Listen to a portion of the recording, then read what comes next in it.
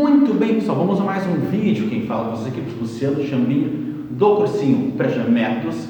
E esse aqui, então, cara, é o vídeo número 13 da resolução das questões da prova de Física do ano de 2020 da Universidade Federal do Rio Grande do Sul, a UFURGS, que eu estudei lá também, por sinal. Tá? Então, a ideia agora com vocês é fazer a questão número 13. Então, pessoal, vamos lá para lá, tocando e clicando no quadro, e vamos começar a leitura dela. Aqui, ó. Uma amostra de gás ideal monoatômico, então um átomo só, né? Encontra-se no estado inicial 1. Beleza, tá aí, show de bola. O gás sofre 3 transformações sucessivas até completar o ciclo. Então, passa do estado 1 para o estado 2 através de uma compressão adiabática. Tá, então agora nós temos que saber algumas palavrinhas básicas em lei dos gases ideais, certo? Que são 4 teorias. Então, vamos tirar fora a questão aqui e vamos às 4 teorias. O que é uma transformação adiabática? Anota no teu caderno aí, mais interessante, olha só. Adiabática, nada se mantém constante. A pressão não se mantém constante, o volume não se mantém constante, a temperatura não se mantém constante. Ela é totalmente fora de constância, tá? Então, a adiabática tudo muda. Geralmente ela é uma curva, tá? O gráfico dela vai dar uma curvinha, beleza? Isso vai ter que ter na mão. E as curvas sempre são caídas. Tá? Então, uma de baixo tem uma curvinha caída assim. Essa é a grande jogada. Muito bem. Depois, passa do estado 2 para o estado 3 através de continuação isocórica. Bom, isocórica quer dizer o quê? Que ela tem o mesmo volume. Tá? Iso quer dizer igual e no caso córica ali é volume. Então, ela tem o volume constante. O volume não muda. E depois, me fala ali, ó, finalmente retorna ao estado 1 sobre uma transformação isotérmica. Isotérmica quer dizer o que então? Temperatura constante. Então nós temos a isocórica, volume constante, isotérmica, temperatura constante. Aqui então, ó, adiabática, isocórica e isotérmica. Tá?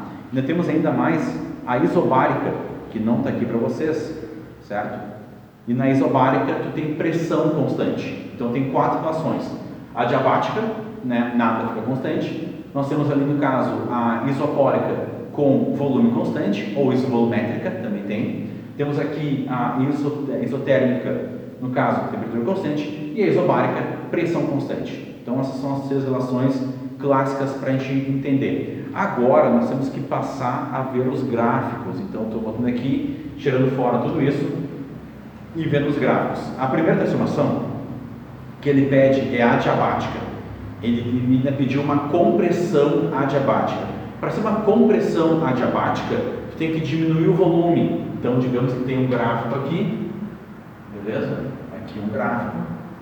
E os gráficos todos que vocês vão ver ali são de volume por temperatura, tá? E ele pede para diminuir o volume. Então, esse gráfico tem que vir com um volume mais alto e vir para um volume mais baixo. E como ela é adiabática, tem que ser uma curva, essa transformação. E o volume, que era aqui, ele baixou para cá, por isso que o volume diminuiu. Já temos algumas relações ali para olhar os gráficos, né? Então temos a transformação 1, aqui no caso, seria de 1 para 2 e aqui para 3. Né? São os pontos que ele está me dando ali em todos os gráficos, basicamente. Depois, a segunda transformação, deixa eu voltar aqui na questão, eu vou ler aqui, né? A segunda transformação é uma transformação isocórica, em que o volume é constante. Então, como aqui é volume, ela vai passar desse ponto para esse ponto aqui, com um volume sempre constante. Ó, ela começa no ponto 2, nesse volume, digamos, 1, e vem até aqui, e ainda se mantém no mesmo volume. E a terceira transformação é uma transformação isotérmica, em que a temperatura é constante. Então, digamos aqui, ó, do 3 para o 1, ele faz esse movimento, está com essa temperatura, digamos, 1 no ponto 3 e chega no ponto 1 ainda sendo nessa temperatura 1. Então, basicamente, esse é o gráfico montado nessa equaçãozinha, nessa relaçãozinha.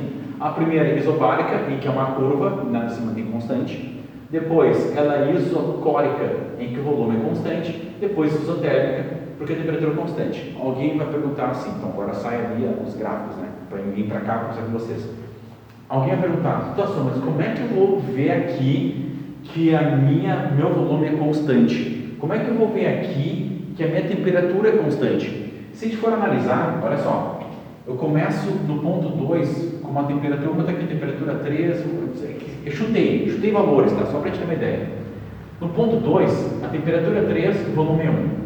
E eu vim do ponto 2 para o ponto 3. No ponto 3, a temperatura é 1, a temperatura baixou. Isotérmica ela não é. Mas o volume ainda se mantém em 1, e por isso que ela é isocórica. Aqui, ó, do ponto 3 para o ponto 1. Do ponto 3, a minha temperatura é 1, o meu volume é 1. Show de bola. Lá no ponto 1, nesta transformação aqui, a minha temperatura ainda é 1, quer dizer, eu não mudei a temperatura, então ela é isotérmica. Do ponto 1 ao ponto 2, o meu volume é 3, a minha temperatura é 1, aqui o meu volume é 3, temperatura é 1, mas aqui no meio não se mantém constante. Sacar a ideia? E aí, vamos tentar trocar aqui de 3 aqui para um 4, vai ficar melhor, aqui para um 4. Tá?